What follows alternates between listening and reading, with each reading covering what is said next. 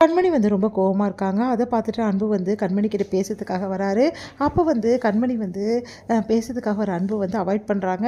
உடனே வந்து கண்மணி பார்த்துட்டு அன்பு சொல்றாரு, "என்ன கண்மணி, எதுக்காக என்ன பார்த்துட்டு அவாய்ட் பண்றீங்க? ஏன் பேச மாட்டேங்கிற?" அப்படின்னோனே, "உங்ககிட்ட பேசுறதுக்கு எதுவுமே கிடையாது. மேல செம கோவத்துல இருக்கேன் நானு." அப்படின்னோனே, எதுக்காக நீ கோவமா இருக்க?" அப்படின்றாங்க. "வேற என்ன கேட்கறது உங்கள? அபர்ணா விஷயத்த பத்தி தான் கேட்கறதுக்கு. அதுக்காக தானே கோவமா இருக்க?" அப்படின்னோனே, அது வந்து எனக்கு தெரியும் கண்மணி. நீ அபர்ணாவ அப்படியே நம்புற. அதனால தானே நான் சொல்றத கேட்க மாட்டேங்கிற. நம்புறதுல என்ன தப்பு இருக்கு? அபர்ணாவ நீங்க நம்ப வச்சு ஏமாத்திருக்கீங்க. அதுதானே உண்மை. ஐயோ கண்மணி, அப்படிலாம் ஒன்றும் கிடையாது. அவளே தப்பா நினச்சுக்கிட்டு இந்த மாரி வேலை பண்ணிட்டு இருக்கா. உண்மையிலேயே நான் அபர்ணாவ ஏமாத்தல. எனக்கு தெரியுமே, என் கண்கூடவே நான் பார்த்துருக்கேனே. நீங்க அபர்ணா கிட்ட வழிஞ்சு வழிஞ்சு பேசுறதும், அவ வந்து கிட்ட வந்தா கூட அவகிட்ட நல்லா பேசின்னு தானே இருப்பீங்க நீங்க. அவளுக்கு ஸ்கோப் கொடுக்காம எப்படி அவ வந்து இப்படிலாம் வந்து நடந்துப்பா அப்படின்னோடனே, ஐயையோ! அப்படிலாம் கிடையவே கிடையாது. நான் ஏன் அப்படிலாம் நினைக்கிறேன்? இங்கே பாரு, நான் அப்படிலாம் யோசிக்க கூட யோசிக்கல.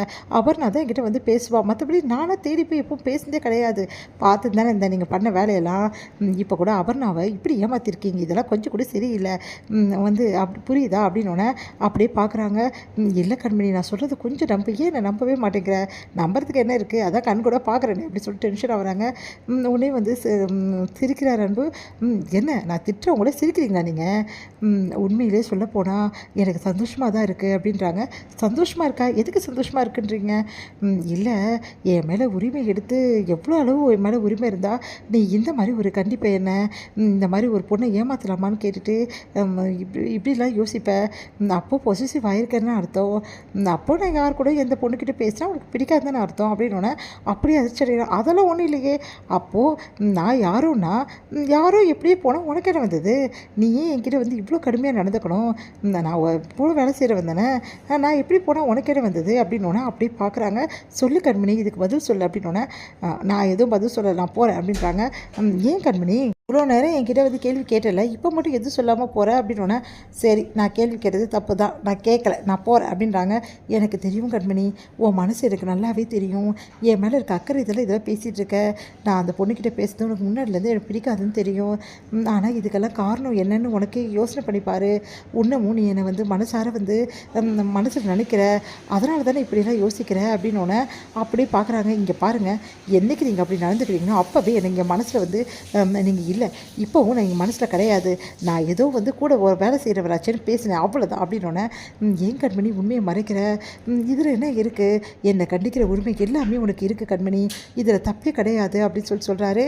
அதை கேட்டுட்டு, "அப்பா போதும்ப்பா, உரிமை எல்லாம் பேச வேணாம். நீங்கள் அதை பற்றியே பேசுகிற தகுதி உங்களுக்கு கிடையவே கிடையாது. அதனால் தேவையில்லாமல் பேசிகிட்டு இருக்காதீங்க." கண்மணி கண்மணி அப்படின்னோடனே வந்து வேலைக்கு வராங்க. வேலைக்கு வந்தாலும் வந்து கண்மணிக்கு ஒரே கேட்ட கேள்வி எல்லாமே ஞாபகம் வருது. அப்படியே வந்து அன்பு கேட்ட கேள்வி எல்லாமே, "சொல்லு, உண்மையிலே வந்து என் மனசார நீ நினைக்கிறல்ல?" அப்படின்னு சொல்லிட்டு கேட்ட கேள்வி எல்லாமே ஞாபகம் வருது. உடனே யோசிக்கிறாங்க. "ஆமாம், நான் ஏன் அவர்கிட்ட போய் சண்டை போட்டணும்? அவர் எப்படி போனால் எனக்கு என்ன வந்தது? நான் ஏன் இப்படி பண்ணணும் தெரில. இப்போது நானே அவர்கிட்ட போய் பேசுன மாதிரி ஆயிடுச்சு. ச்சே, நான் ஏன் இப்படி பண்ணணும்?" அப்படி சொல்லிட்டு டென்ஷனாகி வராங்க. இங்கே வந்து அன்பு வந்து யோசனை பண்ணிகிட்டே இருக்காரு. அப்போ வந்து அவங்க தம்பி அங்கே வராரு. "என்னண்ணே, என்ன பண்ணிகிட்ருக்க?" அப்படின்னோடனே, கண்மணிக்கிட்ட என்ன சொல்கிறதுனே எனக்கு தெரியல. என் மனசில் இருக்கிறது எல்லாத்தையும் கண்மணிக்கிட்ட சொல்லணும்னு நான் நினைக்கிறேன்." "என்ன சொல்கிறேன்னா?" அப்படின்னோடனே, ஆமாடா, என்னால் முடியல. கண்மணி இல்லாமல் என்னால் வாழ முடியாதுன்னு தோணுது. இந்த விஷயத்தை நான் வந்து சொல்லணும்னு நினைக்கிறேன். அன்னிக்கிட்ட சொல்ல வேண்டியதானே? சொல்ல தான் போகிறேன். ஆனால் எப்படி சொல்கிறது தான் தெரியல. என்னண்ணே நீ இவ்வளோ நாள் இந்த விஷயத்தை என்கிட்ட கூட மறைச்சிட்ட." அப்படின்னோடனே, "நானே உன்கிட்ட சொல்லணும்னு நினச்சேன்டா.